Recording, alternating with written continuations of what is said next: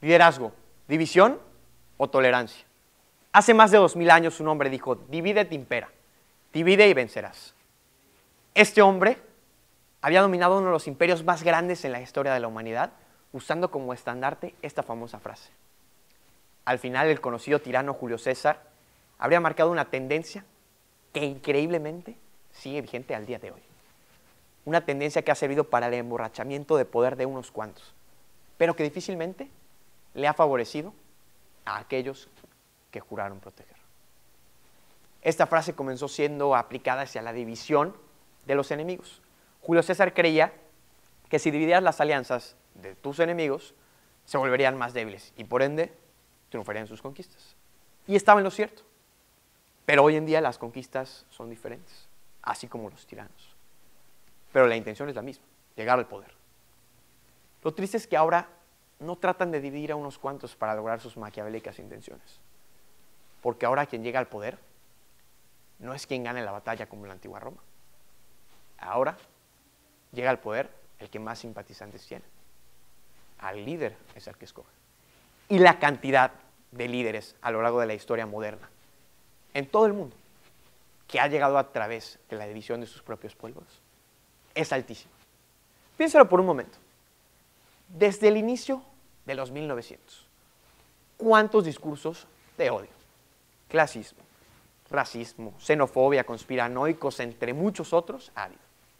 Mismos que llevaron a indeseables a las sillas más poderosas que existen. Desde sus inicios se plantean enemigos.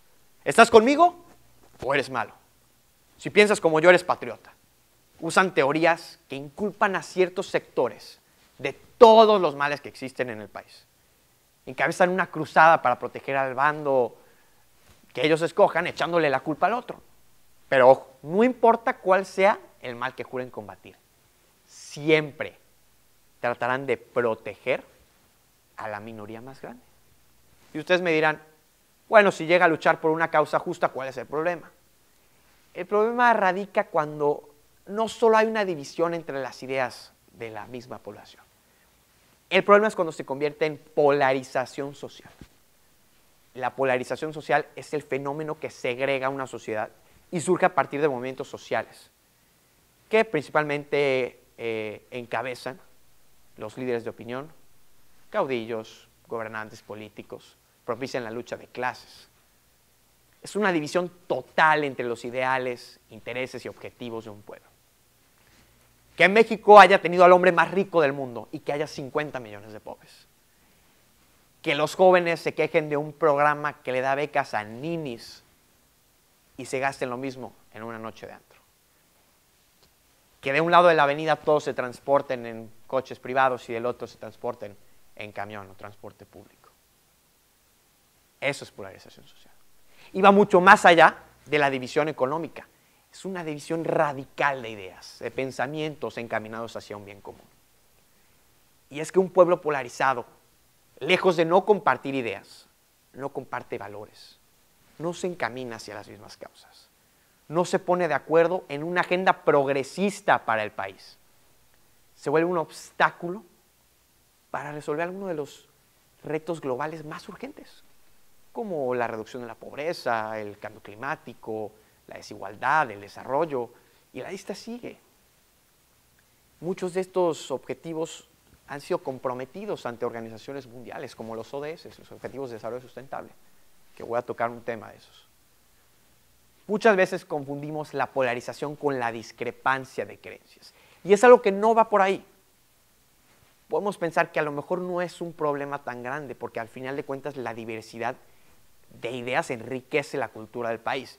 Y sí, el problema yace cuando las ideas son tan contrastantes y aquellos que las tienen se vuelven intolerantes a la idea contraria. Y no se llega a un acuerdo benéfico para ninguno de los dos. Y esto en específico nos pasa a todos. Y te voy a poner un ejemplo súper sencillo. ¿Quién no se ha quedado sin ver nada en Netflix porque no se decidían qué película ver? Y esa es una decisión totalmente mundana, pequeña. Imagínense ahora las decisiones que definen el rumbo de un país. Para que se den una idea. Hace un par de meses tuve la oportunidad de recibir una invitación para una mesa de trabajo con el fin de desarrollar una estrategia para reducir la tasa de embarazo adolescente. Esto en específico en la ciudad donde vivo. Y para no hacerles el cuento largo, el grupo se dividió en dos.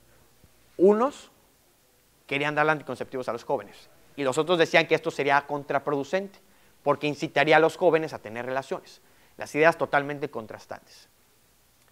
Y no voy a entrar en qué posición era la correcta, pero el punto es que después de horas de discusión, debate, pelea, no se llegó a ningún acuerdo ni en cómo se debería llamar el programa.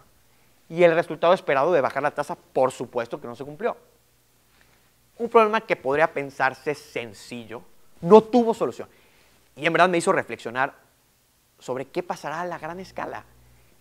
¿Qué pasará a la hora de decidirse las políticas públicas que definen el rumbo del país? Y me di cuenta que hoy en día la agenda legislativa, como en los temas relevantes, en los temas de debate, como la legalización de la marihuana o del aborto, del matrimonio igualitario, de la eutanasia, entre muchos otros, en nuestro país llevan años debatiéndose, sin llegar a ningún resultado que beneficie a alguno de los lados, y la opinión pública fluctúa según las tendencias del momento. En tanto tiempo de debate, lo único que se ha logrado es que el problema crezca, y ninguno de los bandos que pelea por estas causas se ha visto beneficiado, insisto. Para hacernos una idea, lo que les comentaba de los ODS, la Agenda 2030, la agenda más importante a nivel internacional, de los 17 objetivos de desarrollo sustentable que se establecieron, México lleva un avance del 75% en solo 3. Solo 3. O sea, ya pasaron 2/3 del tiempo para cumplir esta agenda. De los otros 14 no se lleva un avance ni de 3/4, 20 años después de que se hicieran estos compromisos en la ONU. Tampoco quiero decir que todo esto sea culpa de la polarización social, pero no tengo ni una duda que si logramos ponernos un poquito más de acuerdo, encontraríamos soluciones mucho, mucho más rápido. Ahora imagínense que aquellos a los que elegimos para resolver estos problemas en consenso, no solo no tratan de buscar el beneficio en común acuerdo, generando comunidad, la común unidad, sino que basan su liderazgo en dividir, en seguir dividiendo la opinión pública, al punto de polarizar y generar odio entre ideas, entre la diferencia de opiniones, con el fin de generar simpatizantes y conservar su poder. Ojo, simpatizantes de la minoría más grande. ¿A dónde nos va a llevar esto? O mejor, ¿a dónde nos ha llevado? Resumido en una palabra, estancamiento. Estancamiento de ideas, de proyectos, de bienestar, de desarrollo. Y la lista sigue y sigue. ¿Lo habías pensado alguna vez?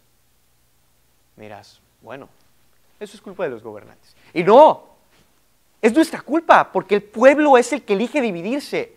El pueblo es el que acepta creerle al caudillo que señala al vecino como malo porque piensa diferente.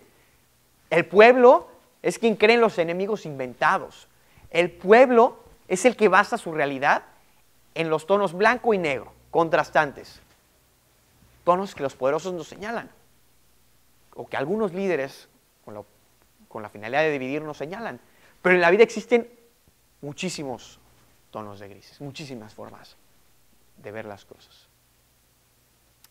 Sé que muchos piensan que no hay remedio para este gran problema, porque somos esclavos de los medios, porque somos seguidores de las masas, porque no hay educación, y lo que ustedes quieran. Pero sí lo hay. Sé que he estado haciendo muchas preguntas en los últimos momentos, pero ¿puedes imaginar cuál es? En realidad es mucho más sencillo de lo que creemos.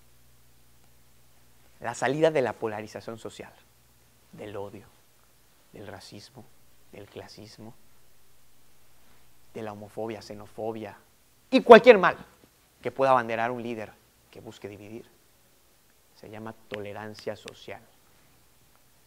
La tolerancia implica aceptar que las creencias de uno no tienen que imponerse sobre las del resto.